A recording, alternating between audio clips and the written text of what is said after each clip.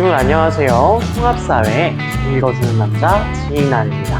자, 오늘은요 여러분과 함께 지리적인 눈을 가지고 이 자연과 인간들의 관계를 살펴보려고 합니다.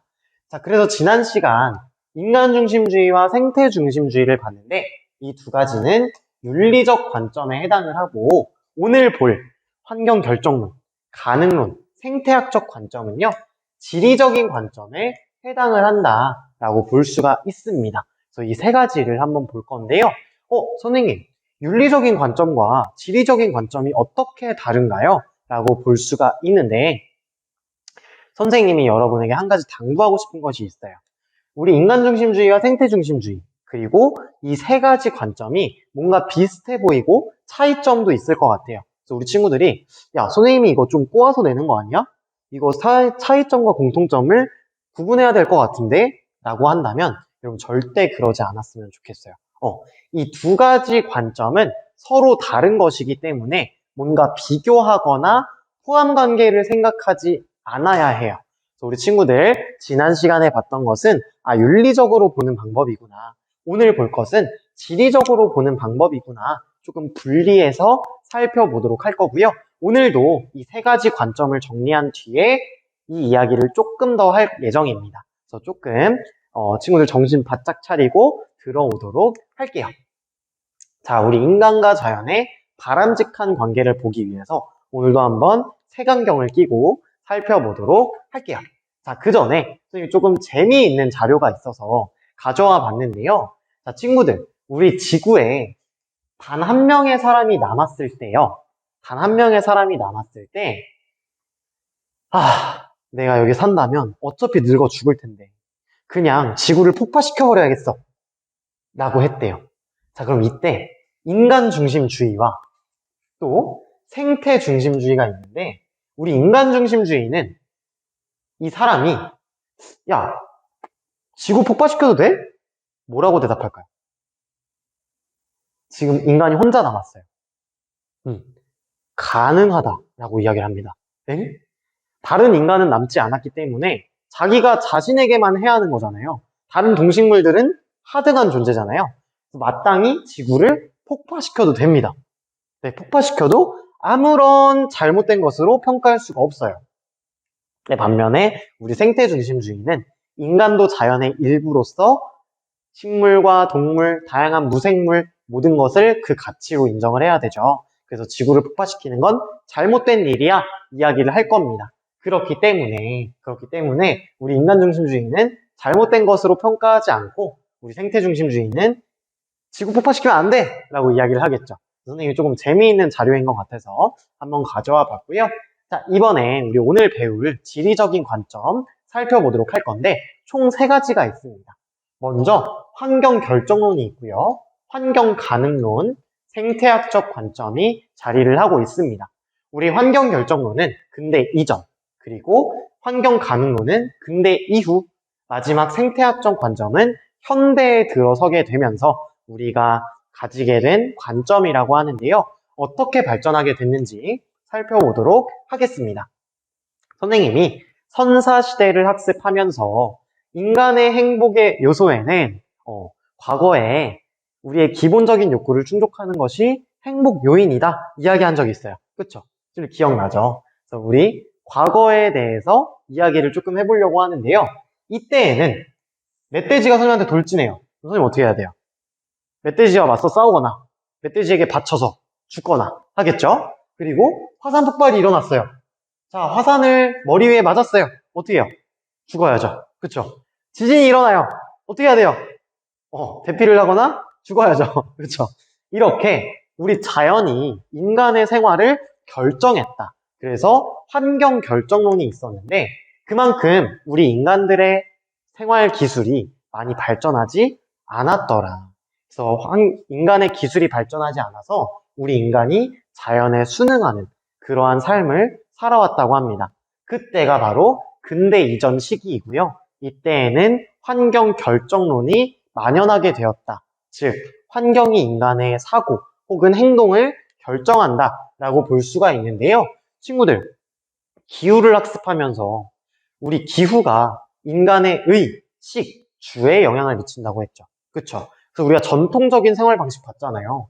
얘들아, 열대기후에서는 기후에 맞춰서 이러한 가옥들이 나타나 이야기했잖아요. 즉, 기후가 인간들의 가옥의 모습을 결정지은 거잖아요.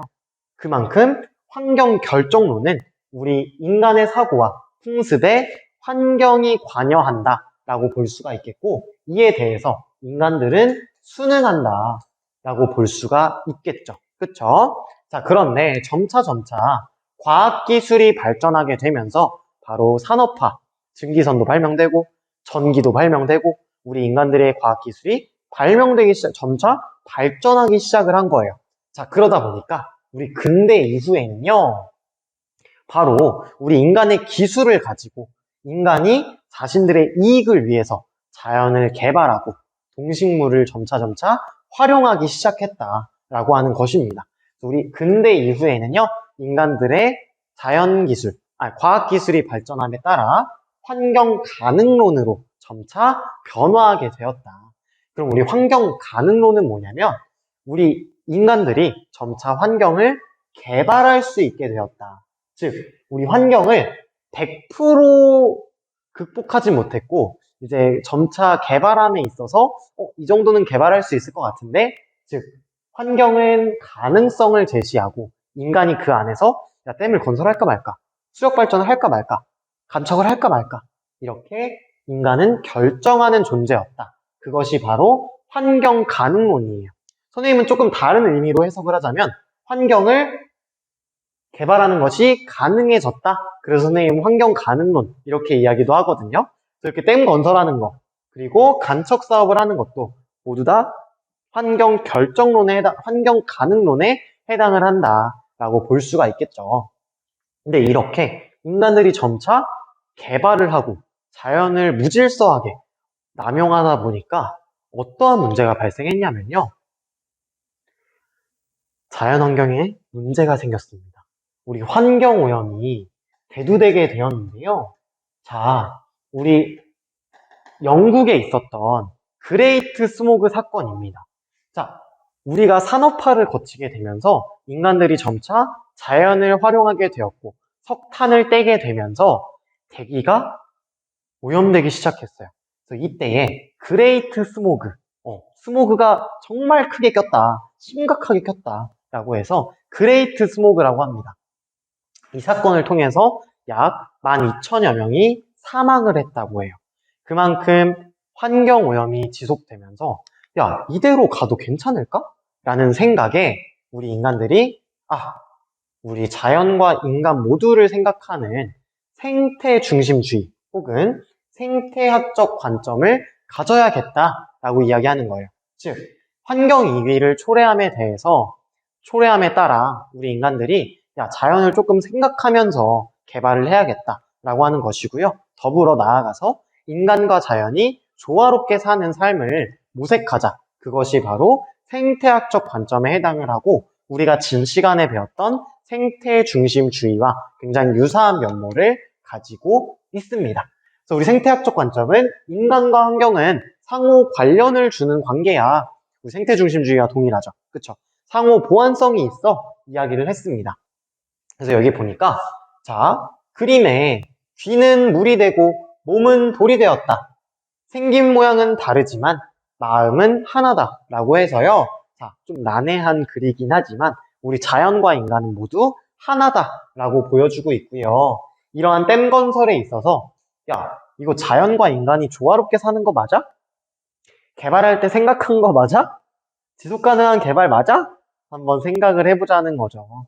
그래서 생태학적 관점에서 이러한 생각을 한번 또 해보고 화석연료를 떼는 것보다는 신재생 에너지를 활용하는 게 좋지 않을까? 라는 생각에 또 이게 그래 맞을 수도 있겠구나. 이러한 생태학적 관점들을 가져보면 좋을 것 같습니다. 자, 여기 보면 펭귄의 길과 인간의 길이 있는데요. 우리 인간들이 펭귄을 보기 위해서 이렇게 관광을 온 모습입니다. 하지만 우리 펭귄이 이동하는 길과 인간이 이동하는 길은 다르게 있어요. 그래서 인간들이 생태계에 개입하지 못하도록 두 개의 길을 만들어 놓았습니다. 이렇게 한다면 우리 인간도 펭귄을 볼 수 있고 펭귄도 인간에 의해 해를 당하지 않으니까 조화롭게 공존할 수 있는 관계다라고 볼 수가 있죠. 그래서 우리 펭귄을 바라봐야만 한다. 펭귄에게 개입해서 돼서 안 된다? 되진 않는다. 펭귄을 있는 그대로 인정하고 바라봐줘야 한다라고 하는 것이고요. 자, 이번에는 생태관광입니다. 자, 생태관광이라고 한다면 자연 그대로를 경험하는 관광을 의미해요. 친구들 뭐 호텔이나 대규모 리조트, 뭐 레저 이런 걸 즐기는 게 아니고 자연 그대로를 즐기는 관광을 의미합니다. 그래서 이런 생태관광도 생태학적 관점에서 굉장히 권장되는 것이고요. 우리가 호화로운 호텔이 아니고 이러한 자연을 벗삼아 관광을 하는 생태관광이 매우 중요하다라고 이야기하는 것이죠. 자, 그럼 이제 좀 다른 이야기를 해보려고 하는데요. 자, 환경 문제가 대두되게 되면서 우리 지구온난화와 같은 환경 문제가 대두되게 되면서 환경 보호의 필요성이 야기되고 있지요. 자, 그래서 우리 인간 중심주의와 생태 중심주의, 지난 시간에 배웠던 윤리적인 관점에서 뭐라고 이야기하냐면요. 자, 인간 중심주의는 인간을 위한 주의죠. 그래서 이분들은 어떠한 생각을 하냐면, 야, 자연이 환경이 파괴되다 보면 인간도 곧 죽지 않을까? 라는 생각에, 야, 안 되겠어. 인간을 위해서 자연을 보존해야겠어. 이야기를 하는 것이죠.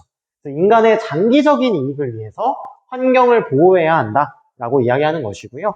우리 생태 중심주의는 자연 그 자체로 가치가 있기 때문에 자연을 보존해야 된다라고 이야기를 합니다. 그래서 좀 다른 성격을 가지고 있죠. 둘 다 환경을 보호해야 돼. 그건 맞아요. 그건 맞지만 우리 인간 중심주의는 환경을 보호해야 하는 이유가 인간을 위한 것이고 우리 생태 중심주의는 자연 그 자체의 가치를 위함이다. 이렇게 조금 낚이는 문제를 많이 낼 수 있을 것 같아요. 그래서 친구들이 조금 자세하게 봐주면 좋을 것 같고요. 마지막으로 우리 인간과 자연은 대립이 아니라 조화롭게 한 지구에서 같이 살아가야 된다는 거예요. 그래서 우리 친구들이 어떠한 정책 혹은 공사가 있을 때 그것을 면밀히 살펴보고 이거 자연을 훼손시키는 거 아닐까? 만약에 훼손시킨다면 어떻게 하면 가장 덜 훼손시킬 수 있을까? 또 동식물에게 피해를 안 끼칠 수 있을까? 이러한 것들을 같이 고민해 보자는 거죠. 그래서 모든 생명체의 가치를 존중하고 우리 자연을 소중히 여기면서 살아가야 한다는 것이 바로 바람직한 관계에 해당을 한다라고 하는 것입니다. 자, 그래서 친구들 오늘 조금 내용이 복잡했는데요. 지난 시간에 배웠던 윤리적인 관점과 오늘 배웠던 지리적인 관점을 조금 분리해서 이러한 관점이 있었구나. 이러한 관점이 있었구나. 관점을 조금 이 안에서 분리를 하고 서로를 비교하거나 하지는 않아도 괜찮다. 그래서 친구들 오늘 너무 고생 많았고요. 지리적인 관점 딱 3가지 환경 결정론, 환경 가능론, 생태학적 관점 이 3가지를 조금 복습해 줬으면 좋겠고요. 마지막 우리 인간 중심주의와 생태 중심주의 모두 다 환경을 보존할 필요성이 있어 이야기를 했다라고 하는 거 꼭 챙겨갔으면 좋겠습니다. 우리 친구들 오늘 너무 고생 많았고요. 자, 다음 시간에 또 웃는 얼굴로 만났으면 좋겠습니다. 오늘 너무 고생 많았습니다. 다음 시간에 만나요. 안녕.